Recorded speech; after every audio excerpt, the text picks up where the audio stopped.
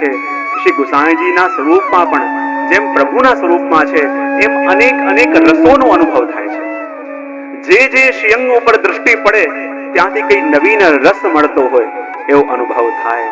એટલે કયો રસ છે તો કહે શ્રી ગુસાઈજીના જ્યાં નેત્રોમાં દર્શન કરીએ તો સ્નેહ રસ દેખાય, ક્યારેક ફરી સામે ઉભારીને નેત્રોમાં દર્શન કરીએ તો ક્યારેક કરુણા રસ દેખાય. શ્રી ગુસાઈજીના ક્યારેક નેત્ર બંધ કરીને સ્મરણ કરતા જોઈએ તો વિરાગની સ્વરૂપના દર્શન પણ થાય. ક્યારેક કૃપા કરીને આપણને કંઈક કહેતા હોય ત્યારે ભક્તિ રસનો અનુભવ પણ થાય. અને ક્યારેક પ્રભુના સાનિધ્યમાં હોય અને શ્રી બાવાના શૃંગાર ધરાવતા હોય ત્યારે શૃંગાર રસનો અનુભવ પણ થાય, રતિ રસનો પણ અનુભવ થાય, સંગમ સુધા રસનો પણ અનુભવ થાય, લાવણ્ય રસનો પણ અનુભવ થાય. એમ શ્રી ગુસાઈજી પ્રભુ ચરણના જે શ્રીઅંગ ઉપર આપણી દૃષ્ટિ પડે એ શ્રીઅંગમાંથી કોઈ નવીન રસ મળતો હોય એવો અનુભવ જીવ કરે. આપના રોમ રોમમાં તો એ રસ જીવને મળે છે, જીવને સંપાદિત થાય છે. અને કહે કે જ્યાં દૃષ્ટિ પડે શ્રી ગુસાઈજી પ્રભુ ચરણના નેત્રમાં અને ત્યાં પણ ચાર નેત્ર દેખાયા. શું કહે? સર્વે અંગો અંગ રસ ભર્યા લોચન ચાર. અને શ્રી ગુસાઈજી પ્રભુ ચરણના નેત્રોમાં ચાર રસ દેખાય. એટલે કેવી રીતે?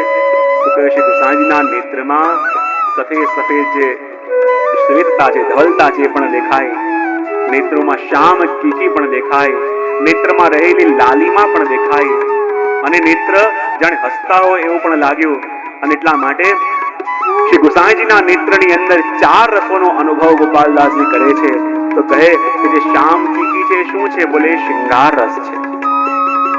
જ્યાં ધવલતા છે, જ્યાં શ્વેતતા છે શું છે? તો કહે શાંત રસ છે. જ્યારે નેત્રની અંદર લાલીમાં દેખાય શું છે? બોલે રૌદ્ર રસ છે. અને જ્યારે કહેવાય ને કે કોઈ પણ વ્યક્તિ જ્યારે હસે તો એનું સૌથી મધુર હાસ્ય કયું કહેવાય? એના અધર ખુલે કે ન ખુલે પણ એના નેત્ર જે હસે ત્યારે એનું હાસ્ય સૌથી મધુર કહેવાય. એમ શ્રી ગુસાઈજી પ્રભુ ચરણ ના નેત્ર પણ એવા છે કે જે નેત્રથી પણ સ્મિત કરે અને હાસ્ય રસનું દાન કરે. માટે આપના નેત્રોની અંદર શૃંગાર રસ, આપના નેત્રની અંદર શાંત રસ, આપના નેત્રોની અંદર રૌદ્ર રસ પણ છે અને આપના નેત્રની અંદર હાસ્ય રસ પણ છે. આપના નેત્રની અંદર સ્નેહાત્મક શૃંગાર રસ તો છે, જોડે વીર રસ પણ છે, કરુણ રસ પણ છે અને હાસ્ય રસ પણ છે. બીજા અનેક અર્થો કરે ઘણા કે સ્નેહ પણ છે, ભક્તિ રસ પણ છે, ઔદાર્ય પણ રસ છે અને દીન દયાલુ રસ પણ છે.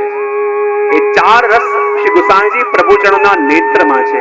અને જેવો જેવો અધિકારી જીવ હોય એ જીવને શ્રી ગુસાઈજી પ્રભુ ચરણ પોતાના નેત્રો દ્વારા એ ભાવનું દાન કરે. જેમ આપણા આચાર્ય ચાલતો પતરાની શેરીમાંથી વધારે અને જે આપણે આજે સ્મરણ કર્યું ને જે ભગવત સ્વરૂપો હતા એ ભગવત સ્વરૂપ પર જયારે આપણી દ્રષ્ટિ પડે એનું મૂળ સ્વરૂપ પ્રગટ થાય ને એવી લીલા કરવા લાગે. તેમ ગુસાઈજી પ્રભુ ચરણ પણ જેવો અધિકારી જીવ એમની સન્મુખ આવીને બેસે અને જે ભાવનું દાન શ્રી ગુસાઈજી પ્રભુ ચરણ કરે એ ભાવનું દાન પોતાના નેત્રો દ્વારા કરે.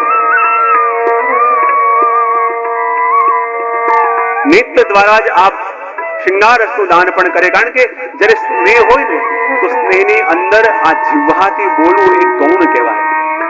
જ્યારે માણસનું સર્જન કર્યું તો માણસનું સર્જન કરીને પ્રભુએ કહ્યું કે જો આ દુનિયાની વાત કરવા માટે હું તને જીવવા આપું છું, પણ જ્યારે પોતાના પ્રિય સાથે વાત કરવી હોય તો એના માટે મેં તને નેત્ર આપ્યા. એમને માનતો કે આ નેત્ર ખાલી તને જોવા માટે આપું છું. જ્યારે પોતાના સ્નેહની વાત કરે તો સ્નેહની વાત કરવા માટે આ જીવવાનો ઉપયોગ ન કરતો, એના માટે આ તને નેત્ર આપું છું. અને પ્રેમની પણ જીવવાથી જ્યારે કોઈ વાત થાય ને તો ઘણીવાર એ વસ્તુ જેવો આ આત્મા અનુભવ કરતો હોય, જેવું આ મન અનુભવ કરતું હોય એ બધી વસ્તુ એમને એમ કહેવાય નહીં. આ જીવવાથી કહેનારી વસ્તુ પૂર્ણ રીતે સામેવાળાને કહી ન શકાય અને સામેવાળો એ પૂર્ણ રીતે સમજી પણ ન શકે કે જેવું આપણે કહેવા માંગતા હતા. પણ આ એક નેત્ર એવું સાધન છે કે એના દ્વારા હૃદયના ભાવ એમને એમ સામેવાળાને આપી દેવાય. નેત્ર દ્વારા વાણી દ્વારા આપણે જે પામીએ હંમેશા અપૂર્ણ હોય અને નેત્ર દ્વારા જ્યારે વ્યક્તિ પામે તો હંમેશા પૂર્ણ રીતે પામે. અને ભાવોનું દાન પણ શ્રી ગુસાઈજી પ્રભુ ચરણ એ પોતાના નેત્ર દ્વારા કરે છે. અને આપના નેત્રમાં શૃંગાર રસ પણ છે, શાંત રસ પણ છે, રૌદ્ર રસ પણ છે આપના નેત્રમાં હાસ્ય પણ છે અને પોતાના અલગ અલગ જીવોને, પોતાના અલગ અલગ ક્ષણમાં આવેલા જીવોને એ ભાવનું દાન કરવા માટે આપા નેત્રથી એને રસનું દાન કરે. અને કેવા કેવા જીવો, જેમ ઠાકોરજીના શ્રીઅંગમાં આ બધા રસો છે અને જેમ ઠાકોરજીના નેત્રમાં આ 4 રસ છે, એમ શ્રી ગુસાઈજી પ્રભુચરણના સ્વરૂપમાં પણ છે. અને એટલા માટે અલગ અલગ વૃત્તિવાળા, અલગ અલગ સ્વભાવવાળા, અલગ અલગ પ્રકૃતિવાળા જીવો પણ જ્યારે પ્રભુના સાનિધ્યમાં આવે અને પ્રભુની દૃષ્ટિ પડે તો એ દૃષ્ટિ દ્વારા જ એ જીવ પ્રભુનો થઈ જાય.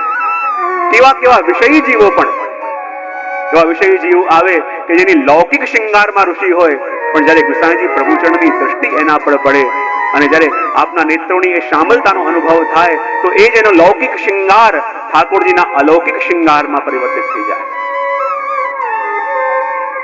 ક્યાંક સાંભળ્યું હતું કે કોઈ ગામમાં એક એવો વિષયી વ્યક્તિ અને એ ગામની વારાંગના ઉપર એટલો બધો મોહિત, એટલો બધો આસક્ત કે આખો દિવસ એને જોયા કરે, એના જોયા વિના રહી ન શકે, એને જોયા વિના કોઈ કામ ન કરે, એટલો બધો આસક્ત, એટલો બધો વિષય. અને એક દિવસ એમ થયું, એ શહેરના બજારમાંથી જતો હતો અને એ તડકો હતો અને એને લાગ્યું કે જેને હું પ્રેમ કરું છું આ વારાંગનાને ક્યાંક તડકો પડે તો શમ ન પડે, એટલા માટે હાથમાં છત્રી લઈને ભાગતો ભાગતો આવ્યો અને વારાંગનાના માથે છત્રી મૂકી ભર બજારમાંથી. અને એ પણ કેવી રીતે? છત્રી લઈને એને પાછળ પાછળ નહીં, એને વિચાર આવ્યો જો છત્રી લઈને પાછળ પાછળ ચાલીશ તો એનું મુખ નહીં જોવાય, એનું મુખ જોયા વિના હું કેમ કરીને રહીશ. અને ઊંધો પોતાનું મુખ રાખ્યું છે પેલી વારાંગનાના મુખ તરફ અને છત્રી રાખીને અને ઊંધો ચાલી રહ્યો છે. અને આખા ભરા બજારની અંદર જ્યાં પેલી વારાંગનાને સુખ આપવા માટે એને માથે છત્રી મૂકી અને ઊંધો ચાલી રહ્યો છે. અને ગામના લોકો જુએ, નિંદા કરે, જુઓ તો ખરા કેવો વિષય છે. પેલી વારાંગનાને સુખ આપવા માટે પોતાના જીવની પણ કદર ઈચ્છા નથી, લોકો શું કહે છે એ પણ પડવા નથી. એને સુખ આપવા માટે એને માથે છત્રી મૂકીને એને તડકો ન આવે એટલા માટે પોતાના પ્રાણોની, લોક અપવાદની ચિંતા કર્યા વિના એ પાછળ પાછળ જઈ રહ્યો છે. ગામના લોકો તો નિંદા કરવા લાગ્યા, પણ ત્યાં જ એક સંત પધારતા હતા અને જ્યારે સંતની દ્રષ્ટિ આ વિષય ઉપર પડી એકદમ રોકાઈ ગયા. એના શિષ્યએ કહ્યું, અરે આપ કેમ રોકાઈ ગયા? હું પેલા જીવને જોઈ રહ્યો છું, કોઈ પેલા વિષયને કે જે પેલી વારાંગના ઉપર એટલો આસક્ત છે કે એને શ્રમ ન પડે એટલા માટે માથે છત્રી મૂકી છે અને એટલો બધો આસક્ત કે એનું મુખ જોયા વિના રહી શકતો નથી, માટે છત્રી લઈને ઊંધો ચાલી રહ્યો છે. એ વિષયને જોવો છો? ત્યારે કહે કે જો આવી આસક્તિ, જેવી આસક્તિ એને પેલી વારાંગનામાં છે, ખરેખર ઠાકોરજીને લાયક જીવ બન્યા લાગે છે કે જેને આ પ્રેમ કરે છે એનું આટલું દુઃખ પણ એ સહન કરી શકતો નથી, એને રંજક શ્રમ પણ ના પડે એના માટે થઈને એને એ પણ પરવા નથી કે ઊંધો ચાલી રહ્યો છે, રસ્તામાં ખાડા છે, ક્યાંક પડી જશે તો એના પ્રાણ જશે. જેને પ્રેમ કરે છે એને સુખ આપવા માટે એને પ્રાણોની પણ પરવા નથી. ભરા બજારના મધ્યમાંથી જઈ રહ્યો છે, લોકો શું કહેશે, લોકો એ શું વાત કરશે એ પણ એને ચિંતા નથી. ખરેખર સાચા અર્થમાં પ્રભુનો કોઈ પ્રેમી થઈ શકે તો આવો જીવ થઈ શકે. ખરેખર આ પ્રભુને લાયક જીવ છે, જેને એને આ પ્રાણોની પણ કદર નથી, જેને લોકો શું કહેશે એ પણ કદર નથી.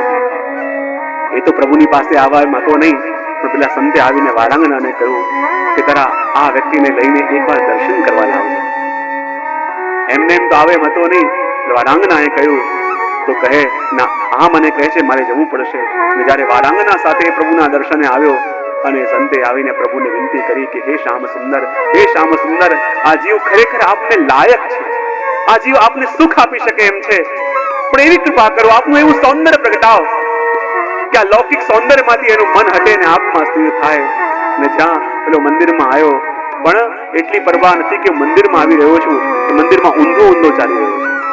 એની વારાંગના તરફ મુખ રાખીને ઊંધો ચાલતો આવ્યો, પણ જ્યાં વારાંગનાએ કહ્યું કે તમે આ તરફ કરો અને જ્યાં પોતે એને સુખ આપવા માટે પ્રભુ તરફ પીઠ કરીને ઊભી રહી ત્યારે એની દ્રષ્ટિ ઠાકોરજી ઉપર ગઈ. આમ પેલી સ્ત્રી ઊભી છે અને દ્રષ્ટિ સામે પ્રભુના મુખ પર ગઈ અને જ્યાં પ્રભુના નેત્રના દર્શન કર્યા સંતે વિનંતી કરી કે પ્રભુ આજે એવું સૌંદર્ય આને બતાવો, એવું સૌંદર્ય બતાવો કે જગતના બધા સૌંદર્યને ફીકા લાગે. અને જ્યાં વારાંગના ઉપરથી મુખ હટ્યું અને દ્રષ્ટિ પ્રભુના સ્વરૂપ પર ગઈ અને પ્રભુએ એવું લાવણ્ય પ્રગટાયું કે એના આંખમાંથી દળ આંસુ વહેવા લાગ્યા કે આ દુનિયામાં હું બધે સૌંદર્ય પામવા માટે ભટકતો રહ્યો, તો સાચું સૌંદર્ય ક્યાં છે? તો મારા શ્યામ સુંદરના મુખારવિંદમાં છે, મારા પ્રભુમાં છે. અને એ જ વખતે એની જીવનની આખી દશા બદલાઈ ગઈ, એની ગતિ બદલાઈ ગઈ. અને પ્રભુના જ્યાં એ અલૌકિક રસનો અનુભવ કર્યો, જગતના બધા રસ એને તુચ્છ લાગવા લાગ્યા. અને એટલો મોટો ભક્ત થયો કે એની કથા ભક્તમાલની અંદર છે. અને પ્રભુના સ્વરૂપના દર્શન કરીને પ્રભુ જીવને ક્યારે ખેંચી લે? કારણ કે નેત્ર દ્વારા જ પ્રભુ જીવોના મનોજ પૂરા કરે, નેત્ર દ્વારા જીવોના ભાવનું સંપાદન કરે, નેત્ર દ્વારા જ પ્રભુ દંડ પણ આપે, અને નેત્ર દ્વારા જ પ્રભુ કઠોર કૃપા પણ કરે.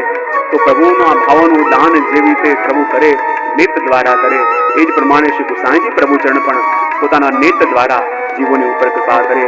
તો આ પાંચમી પંક્તિને આપણે અહીંયા સંક્ષિપ્તમાં શ્રવણ કરીએ. પૂજ્ય જીજી વિરાજમાન છે, તો જેટલા ઉત્સાહ તમે છે એટલો જ ઉત્સાહ મને પણ છે. ના સમય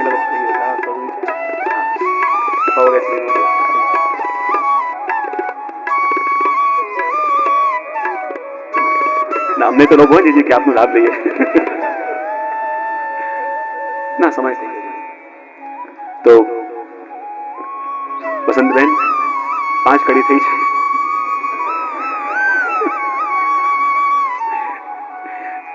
થઈ ને સરસ મહાત્મા સાથે. હા, કાલે જેટલું બને એટલું આપણે ચોથું અને પાંચમું જો કાલે થઈ જાય, આશા લાગે છે.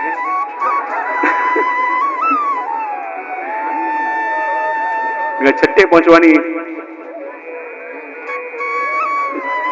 જેટલું થાય એટલું પ્રયત્ન આપણે કરીશું, કારણ કે પછી ઇન્ડેક્સ માટે જોવી પડશે. આગળ 16મી છઠ્ઠી તૂકની અંદર એમ જોવા જઈએ તો આ 7મી તૂક છે. પહેલા જ કહ્યું હતું, પહેલી તૂક છે એ શ્રીમદ ભાગવતજીના મહાત્મા સાથે સંગતિ છે, અને બીજી તૂકથી લઈને ગણીએ આપણે તો આ કઈ તૂક થાય? છઠ્ઠી. અને ભાગવતમાં છઠ્ઠી લીલા એટલે કઈ? પોષણમ તત્ અનુગ્રહ. કઈ લીલા છે? પુષ્ટિ લીલા. અને પુષ્ટિ લીલા છે તો શ્રી ગુસાઈજીના સ્વરૂપનું વર્ણન તો કર્યું, પણ શ્રી ગુસાઈજીની કૃપા જ્યારે થાય જીવની ઉપર, તો શ્રી ગુસાઈજીની કૃપા કેવી રીતે થાય? શ્રી મહાપ્રભુજી પણ ભૂતલમાં કૃપા કરવા પધાર્યા છે, પણ કૃપા કેવી રીતે કરે? વાણ્યાસ્વાદમ પ્રાદુર ભૂતમ ચકાર. શ્રી ગુસાઈજી પ્રભુ ચરણ અને શ્રી વલ્લભ આ ભૂતલમાં કૃપા કરવા પધાર્યા છે, પણ આપની કૃપાનો અનુભવ જ્યારે પણ જીવને થશે, કેટલી પણ આપ એમની પહેલ કરો, કેટલા પણ સાનિધ્યમાં બેસીને દર્શન કરો, પણ જ્યારે કૃપા થશે તો આપની વાણી દ્વારા થશે. કારણ કે આપ વાણી દ્વારા કૃપા કરવા માટે પધાર્યા છે. અને આપની વાણી પણ કેવી છે? મુખ સુગંધે મોયા અલી સકલ તે આવી કરે ગુંજાર, સરસ વચન ઉચ્ચાર માત્રે સંશય નો પરિહાર તે પદવસ્તુ. શ્રી ગુસાઈજી પ્રભુ ચરણની કૃપાનો અનુભવ પણ જીવને ક્યારે થાય? કારણ કે આપનું મુખ કેવું છે? આ કહું ને, મુખ કમલ છે, અને મુખ કમળમાંથી નીકળેલા આપના શબ્દ કેવા છે? જાણે કમળનું મકરંદ હોય. અને મેં કાલે પણ કહ્યું હતું ને કે જ્યારે કમળની અંદર મકરંદ આવે તો ભ્રમરને આમંત્રણ આપવા જવું પડતું નથી, એ ભ્રમર ખેંચાઈને કમળ પાસે આવે. તો જ્યારે શ્રી ગુસાઈજી પ્રભુ ચરણનું મુખ કમળ ખુલે અને એમાંથી મકરંદ રૂપી શબ્દો બહાર પ્રગટ થાય, તો જેટલા પણ સરસ મોયા મુખ સુગંધે મોયા અલી સકલ તે આવી કરે ગુંજાર, અને જેટલા પણ એ રસના લોભી ભ્રમર સ્વરૂપે ભગવતી જનો છે, કારણ કે આ બિરાજતા શહેરના મધ્યમાં નહીં, પણ ક્યાં? જેટલા પણ બેઠકજીઓ ક્યાં હોય? બહાર.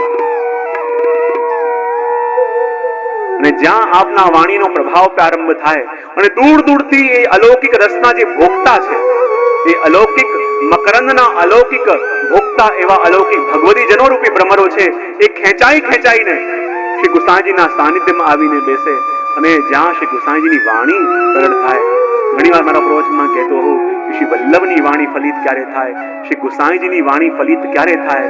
કે જેટલું પાતિવ્રત શ્રી મહાપ્રભુજીને અને ગુસાઈજીને એમના ઠાકોરજીમાં છે, એટલું જ પાતિવ્રત, એટલી અનન્યતા જ્યારે આપણને આપણા ઘરમાં બિરાજતા ઠાકોરજીમાં થાય, ત્યારે શ્રી મહાપ્રભુજી અને ગુસાઈજીની વાણી સમજાય. કારણ કે આપની વાણી પણ સ્વરૂપાત્મક છે, અને સ્વરૂપાત્મક વાણી ફલિત ક્યારે થાય? કે જ્યારે શ્રી મહાપ્રભુજીની વાણી સમજવી હોય, શ્રી ગુસાઈજીની વાણી સમજાતી ન હોય તો કેટલી કેટલી ટીકાઓ વાંચો સમજાશે નહીં, પણ તમારી ઠાકોરજીમાં અનન્યતા વધારે, અને જેટલી અનન્યતા અને જેટલી નિષ્ઠા તમને તમારા ઠાકોરજીમાં વધશે એટલી એટલી શ્રી મહાપ્રભુજીની વાણી સમજાઈ જશે.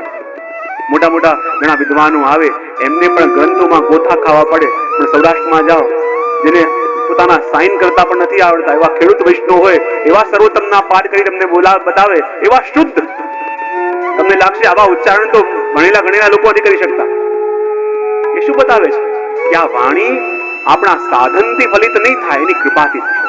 ને જેટલી જેટલી નિષ્ઠા આપણને આપણા ઠાકોરજીમાં થતી જશે એટલી એટલી શ્રી મહાપ્રભુજીની વાણી સમજાતી જશે.